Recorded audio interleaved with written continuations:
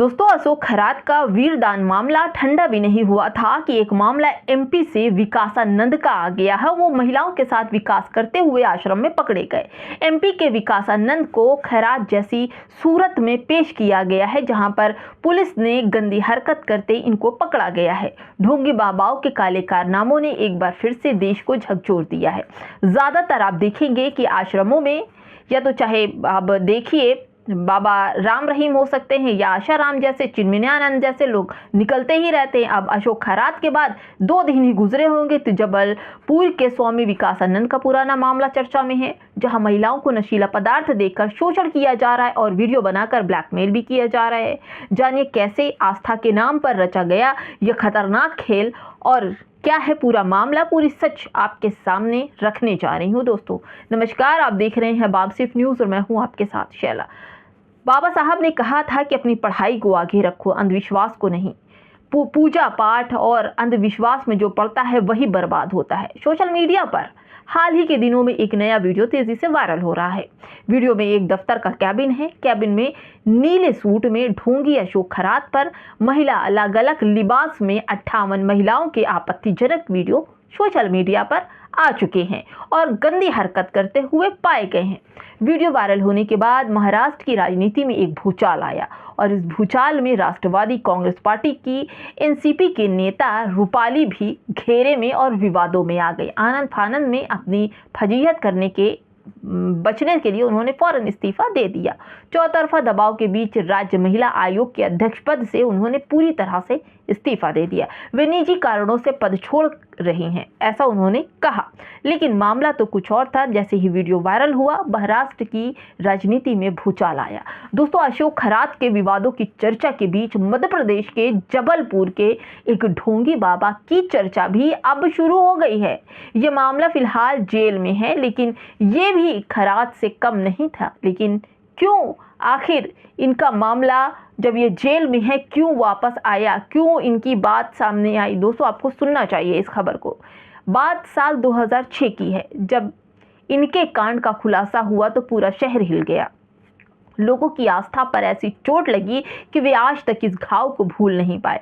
ढोंगी बाबाओं ने न केवल महिलाओं की आस्था को खेलने का काम किया, बल्कि विश्वास के दिए तले अपने कुकर्मों का ऐसा गंदा खेल खेला जिसे देख लोगों का खून खौल गया। दोस्तों, ऐसे कई बाबाओं के चर्चाएं आपके सामने रहती हैं, जैसे समय समय पर आशाराम, राम रहीम पैरोल पर बाहर निकलते हैं, जिनमें नाबालिग बच्चियों का रेप का आरोप लगा हुआ है। जबलपुर के पास एक आलीशान आश्रम जिसका मुख्य स्वामी था विकासानंद। बाहर से एक साधु, एक गुरु और एक समाधान देने वाला बाबा, लेकिन अंदर से ऐसा काला कि कोयला भी रस करे। साल था 2006। स्वामी विकासानंद, जिसका असली नाम था विकास जोशी बताया जा रहा था, जिसने जबलपुर के पास ही अपना आलीशान 5 स्टार आश्रम बना रखा था। कहने को तो ये आश्रम आस्थावान और परेशान लोगों के लिए संजीवनी था, पर यहाँ की दीवारों के पीछे बाबा का एक ऐसा घिनौना चेहरा था जो शायद ही किसी ने देखा नहीं था। सब जानते थे और आज भी लोगों को पता है कि अंधविश्वास के पीछे महिलाओं के साथ किस कदर गंदा खेल खेला जाता है। दोस्तों आगे बताती हूँ। अचानक सोशल मीडिया पर बाबा का वीडियो आ गया। वीडियो में देखा गया कि बाबा लड़कियों को नशीला पदार्थ खिलाकर उन्हें नशे में करने के बाद उनके साथ डांस कर रहा है। दूसरी तरफ झूला झूल रही लड़कियों को अपनी गोद में बैठने पर मजबूर करता है। वीडियो में साफ देखा जा रहा था कि लड़कियां बाबा के और आपत्तिजनक दृश्य जब बाहर निकले तो लोगों का खून खौल गया। जिस आस्था और धर्म के विश्वास पर बाबाओं को लोग इज्जत पैर धोकर पीते हैं, आज उन्हीं बाबाओं की अश्लीलता सामने आती है तो लोग गुस्से में हो जाते हैं। फिर बाहर आ गया 5 स्टार आश्रम और बाबा का असली चेहरा। फिर शुरू हुआ वो खेल। दोस्तों, आश्रम में स्विमिंग पूल से लेकर वो सारी सुविधाएं मौजूद रही जिन्हें हम लग्जरी कहते हैं। बाबा ने अपनी अय्याशी का सारा साजो सामान जुटा रखा था। उसके प्रति लड़कियां और महिलाओं में खूब आस्था थी। खूब लड़कियां और महिलाएं रोज लाइन लगाकर लाखों की तादाद में बैठी रहती थीं। बाबा की एक झलक पाने के लिए ललायित रहती थी। ढोंगी बाबा इसी का फायदा उठाकर उन्हें प्रसाद के नाम पर नशीला पदार्थ देता था।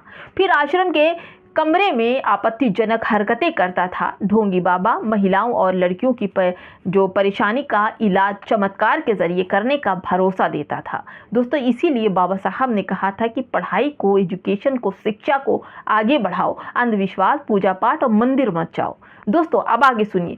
बाबा जो था उसके खिलाफ बातें जब सामने आने लगी तो पुलिस हरकत में आई, आश्रम पर छापा पड़ा। फिर जो सच्चाई सामने आई, पांव तले जमीन खिसक गई। आरोप था कि बाबा विकासानंद लड़कियों का यौन शोषण करता है। इतना ही नहीं, आश्रम से अश्लील वीडियो और सीडी भी बरामद हुई। दोस्तों, वीडियो सिर्फ रिकॉर्ड नहीं बल्कि एक हथियार के रूप में डराने वाले, चुप कराने वाले, ब्लैकमेल करने वाले के रूप में बाबा इस्तेमाल करता था। वो वीडियो और सीडी खुद बनाता था।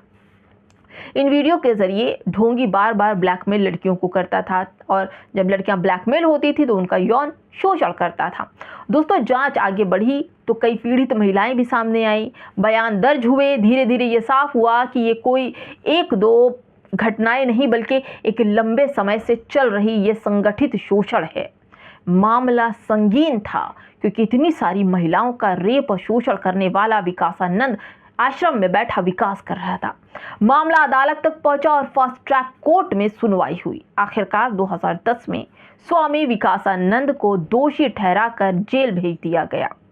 महाराष्ट्र का मामला हो या जबलपुर का, दोनों में एक खलनायक पैटर्न साफ दिखाई देता है। पहले भरोसा जीतो, फिर डर पैदा करो, चमत्कार दिखाओ, धर्म का वास्ता दो और फिर आखिर में उनके भरोसे को हथियार बनाकर उनका शोषण कर डालो। दोस्तों, जैसा ही अशोक खरात का वीडियो सोशल मीडिया पर है, वीडियो रिकॉर्ड कर मुंह बंद करा देता था। आस्था के नाम पर हो रहे खतरनाक खेल से परेशान लोग कब तक फंसते रहते? कब तक ऐसे बाबाओं का ये सब करने का बल मिलता रहेगा? दरअसल इसके लिए केवल कानून ही नहीं बल्कि जागरूकता भी ज़रूरी है। दोस्तों, हाँ, जागरूकता बेहद ज़रूरी है। कोई बाबा कहे कि वो भगवान है तो आस्था में इतने अंधे मत हो जाइए। बाबा जैसे ही अस्मिता की सीमा रेखा लांघे तो तुरंत वहीं रोक दीजिए और उसके खिलाफ आवाज़ उठाइए। लेकिन महिलाओं को शायद ही कहा जाता है कि इन चीज़ों की समझ नहीं है, या फिर कहा जाए कि महिलाएं अपनी आस्था में, अंधविश्वास में इतना डूबी होती हैं कि अपने साथ होने वाले शोषण, शिकार और रेप की उन्हें खुद पहचान नहीं है। दोस्तों, जागरूकता बेहद ज़रूरी है। अशोक खैरात जो था उसने 58 से ज़्यादा महिलाओं का रेप किया एक टेबल पर बैठकर, जिसका वीडियो सोशल मीडिया पर। ये महिलाएं कोई गरीब घराने की नहीं थी जो कहा जाए कि इन्हें लालच देकर, इन्हें बहलाकर, इन्हें फुसलाकर लाया गया है। ये सब वेल एजुकेटेड और अमीर ख़ानदान की औरतें दिखाई पड़ रही हैं। फिलहाल दोस्तों, विकासानंद जैसे, चिन्मयानंद जैसे, आशाराम बापू जैसे, अशोक ज्योतिष जैसे तमाम ऐसे लोग हैं जो महिलाओं को बेवकूफ़ बनाकर अपना पेशाब तक पिला देते हैं और आस्था के नाम पर कहा जाता है कि मैं वीर दान कर रहा हूँ। दोस्तों, और जब इनकी करतूतें वीडियो कैमरे में रिकॉर्ड होती है तो कहते हैं मैंने तो कुछ नहीं किया, मैंने तो जो धर्म कहता है, धर्म के नाम पर, आस्था के नाम पर मैंने ऐसा किया।